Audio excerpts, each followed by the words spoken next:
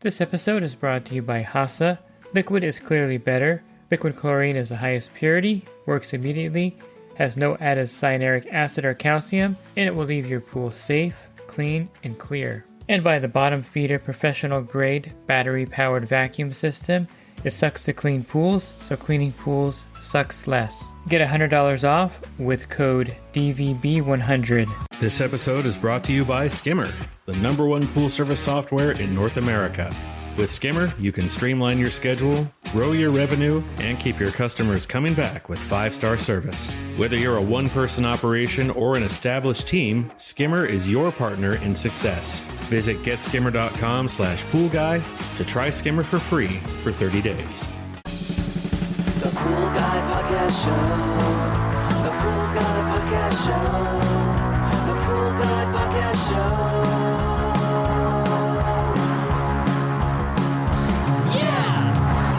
Hey, welcome to the Pool Guy Podcast Show. In this episode, I'm going to talk to you about dogs on your pool route. This is, of course, going to cover dogs swimming in the pool, as well as dogs in general in the backyard. And I think if you do pool service, you've probably run into some of this, or not, you're going to run into one of these things in the near future. Are you a pool service pro looking to take your business to the next level? Join the Pool Guy Coaching Program. Get expert advice, business tips, exclusive content, and get direct support from me. I'm a 35-year veteran in the industry. Whether you're starting out or scaling up, I've got the tools to help you succeed. Learn more at swimmingpoollearning.com. So I definitely am a big dog lover. I actually like dogs and cats and all the animals and everything in between, I guess, hamsters, rabbits, whatever. So I don't have any kind of bias against these animals, but they do make your life a little more difficult out there on your pool route. In many respects, whether they swim in the pool or not, dogs are going to cause a little bit of headache back there. So you have to take the good with the bad, I suppose, because it's kind of nice when you're out there and you haven't talked to anyone for 4 or 5 hours and a dog comes running up to you and you pet it for a minute or two. You kind of feel good at that moment. So that's the trade-off, is that, there's moments where the dogs are where you have good moments with the dogs, but there are also moments where there are bad moments with dogs.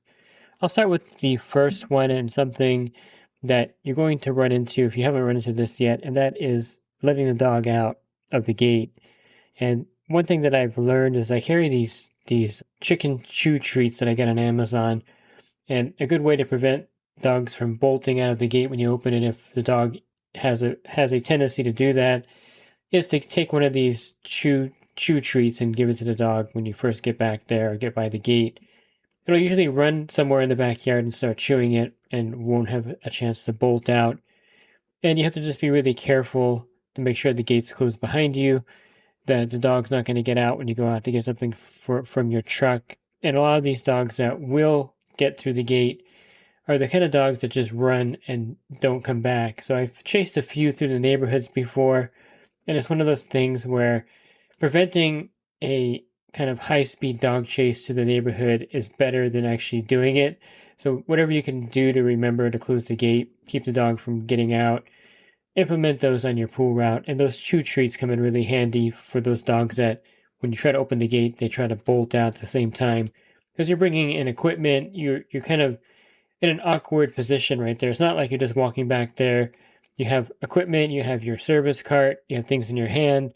And so the dog has a good chance of getting through the gate if you're not careful.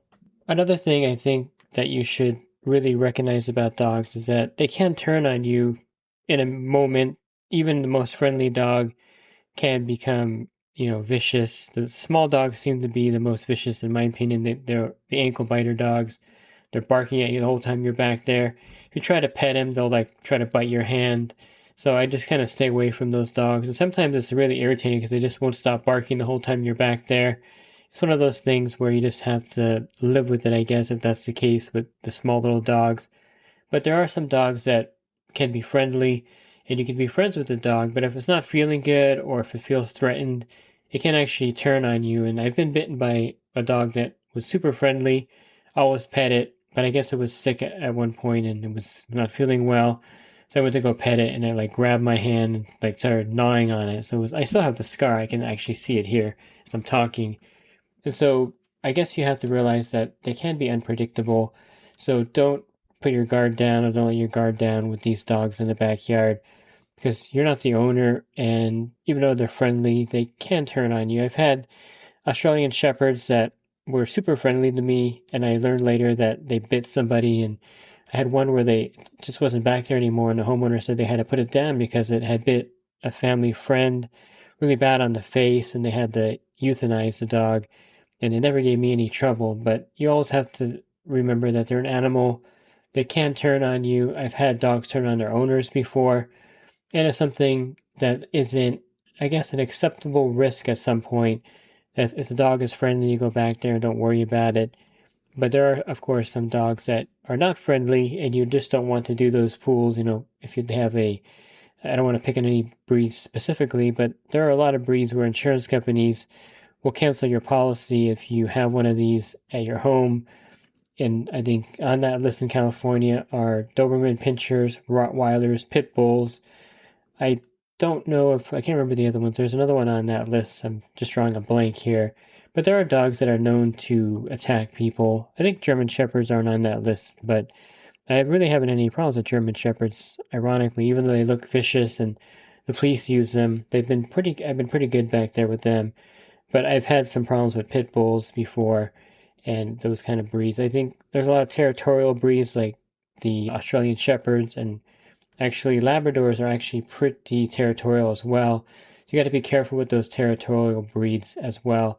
But if the dog is a violent dog or an animal that appears to be dangerous, I probably would consider not servicing that account going forward because chances are it's going to get free and get at you and eventually take a bite out of you. Now, there are certain things you can carry on your truck to help kind of fend off these dogs. Probably the one that is the most acceptable is I use what's called the Dog Dazer 2, and it's an ultrasonic device where the dogs don't really like the sound of it. It's a high-pitched sound that they can hear mainly, and you can't hear it. You can also get a taser. Those, I think, are a little bit on the iffy side. Customers may not want you to use those on their animal, but just the noise of you activating the taser should scare the animal away without you having actually touched the animal with it.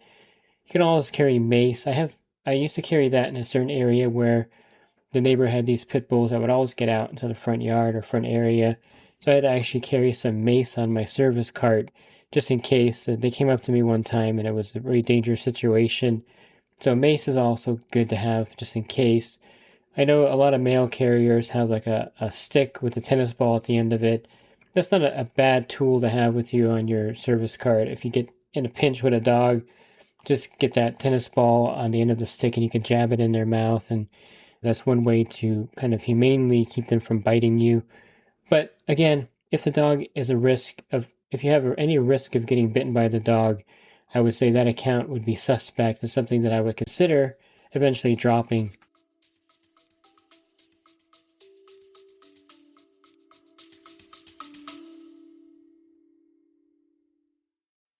And the Pool Guy Podcast Show has teamed up with UPA to bring you affordable, reliable liability insurance starting at just $64 a month. Get up to $2 million in coverage, and the members of my coaching group get an even lower rate. Protect your business and your peace of mind. Sign up with UPA today by clicking the link in the podcast description. I haven't quite got to the dogs in the pool yet. I'm still in the yard, and one thing that you have to be aware of course, are the bombs all over the ground. And a lot of times landscapers will, enforce a rule that they won't cut the grass or go back there to do any kind of yard work unless the customer has all of the dog poop scooped up. I guess we can try to do something like that for pool service, but it may not be quite as effective because we're just walking to the pool and relatively safe, I guess, but you tend to step in, dog poop ever so often, at least I do. Then I'm over by the customer's garden hose, spraying off my boot, trying to get all off of there. So that's kind of like a little annoyance kind of hazard with dogs there. Now, there are older dogs, for some reason, tend to just go to the bathroom all over the place. I've had pools where the dogs were, I guess, old and senile, and they were just pooping all over the place, next to the skimmer, by the step area of the pool. Sometimes the dog waste will get into the pool, and I would say it's relatively harmless to some extent. You would just scoop it out with your net and then superchlorinate the pool in that case. There's nothing really dangerous living inside like raccoon waste. You have like a parasite in there. But as far as dogs go, I think you just follow the CPO manual with any kind of waste that gets into the pool. And that's kind of something that does happen ever so often. With an older dog, they'll just kind of go to the bathroom everywhere all over the place. And now the elephant in the room, dog swimming in the pool. This is something that you can't convince customers otherwise in a lot of cases. They love their dogs. They don't care about the pool necessarily being impacted by their dog swimming in the pool. They just figure the dogs are enjoying themselves, and it's just something that we have to deal with as the pool service company, which we do.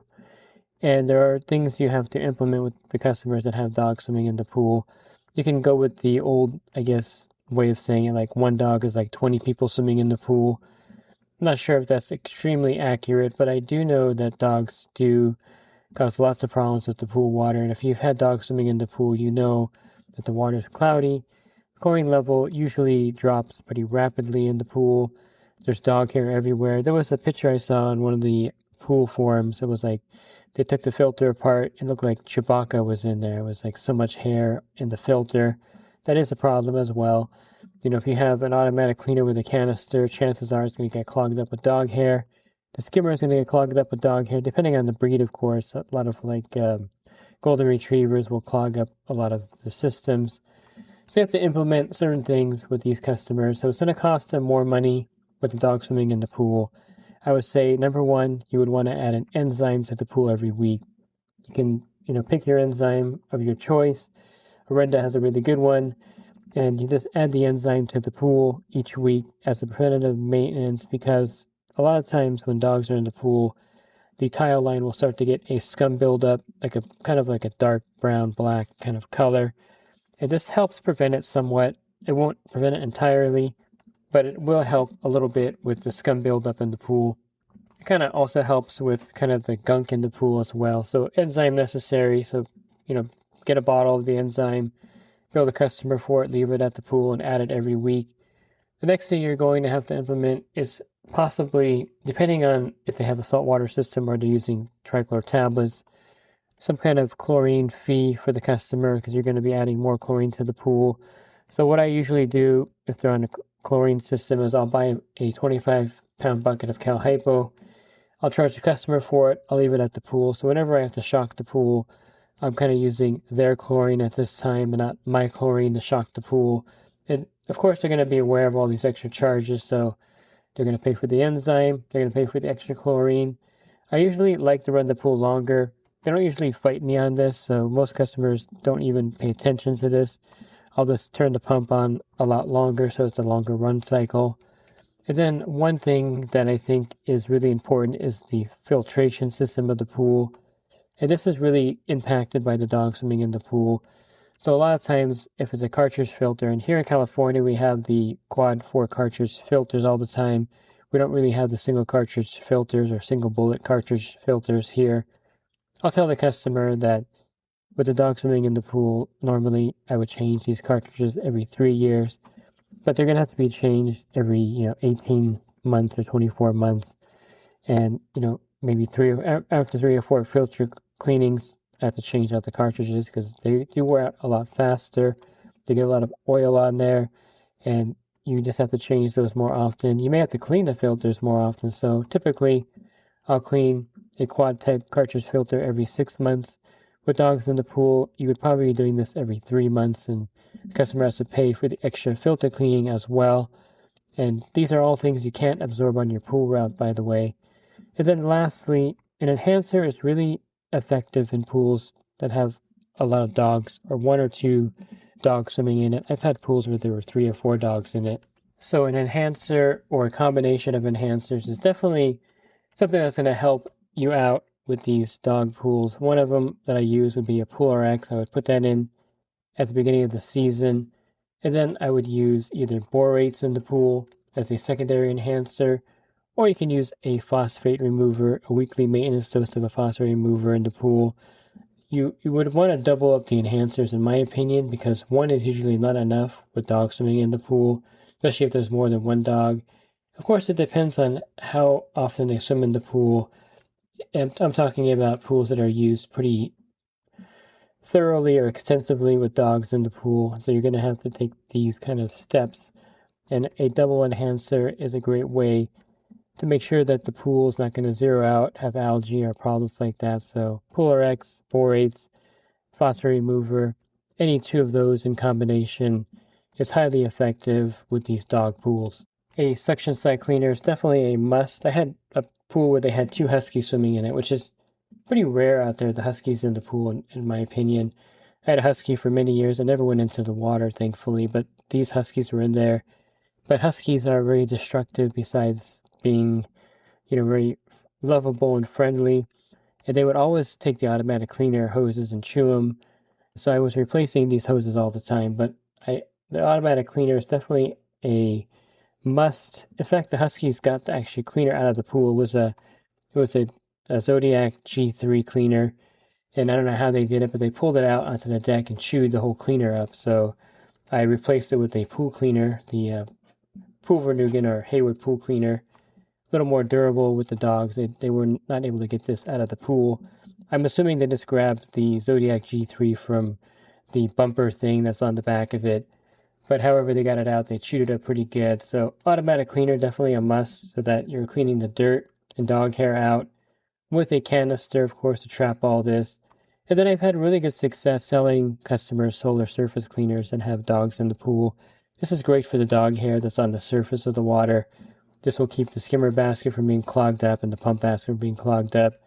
So I really would recommend a solar power surface cleaner as well to get some of the dog hair off the surface of the pool. So it's just a matter of the customer paying for all the extra expenses that are going to be incurred with the dog swimming in the pool.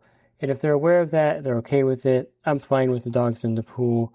You can't stop it anyway in most cases, so just implement these extra costs for the customer and kind of live with the pool with the dogs in it. I mean, it's just something you're going to have to do. And again, it's something that you're going to run into out there. And I wouldn't fight it. I wouldn't fight the battle. Putting lawn chairs by the steps to keep them out of the pool. The customer is going to want the dogs in the pool, at some point. And with all these in place, the extra chlorine, the enhancers, the extra filter cleaning, the longer run time, the dog pools are somewhat manageable at that point.